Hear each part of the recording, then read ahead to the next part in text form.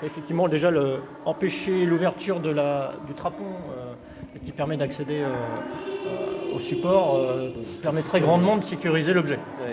C'est une chose qui avait échappé à la vigilance du curé de l'église de Carquefou.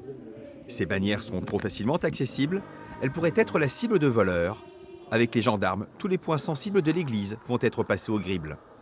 Dedans, vous détenez en permanence ces objets du culte. Pas dans celui-là. Et si ce n'est pas le cas, peut-être tout simplement laisser ouvert la trappe pour éviter ce genre d'effraction qui ne sert à rien s'il n'y a rien dedans. Et surtout qu'il est beau celui-là. Il est magnifique.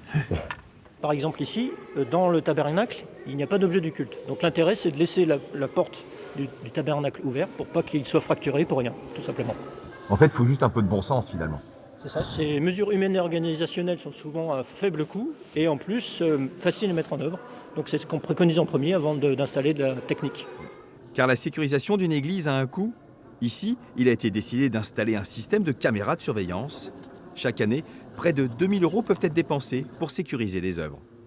Eh bien, par exemple, pour les statues, on a mis un système de cadenas, c'est scellé, on ne peut pas l'enlever. En fait, au niveau du diocèse, on a une commission d'art sacré qui a une vue d'ensemble des biens qui appartiennent aux églises et qui nous sensibilise à mettre sous protection plus drastique tel ou tel bien. Et après, chaque paroisse essaye de gérer en fonction du patrimoine et puis de son budget également. Au moment de Noël, beaucoup de fidèles sont attendus. Aucune menace ne doit être négligée. À l'extérieur, les gendarmes tout de suite pointent ces poteaux. Trop fragiles, ils pourraient laisser passer une voiture bélier. Je pense que c'est un point sensible de par son emplacement. L'enjeu est donc de sécuriser, mais dans une juste mesure, afin que les lieux de culte, que l'on soit croyant ou pas, restent toujours accessibles et ouverts à tous.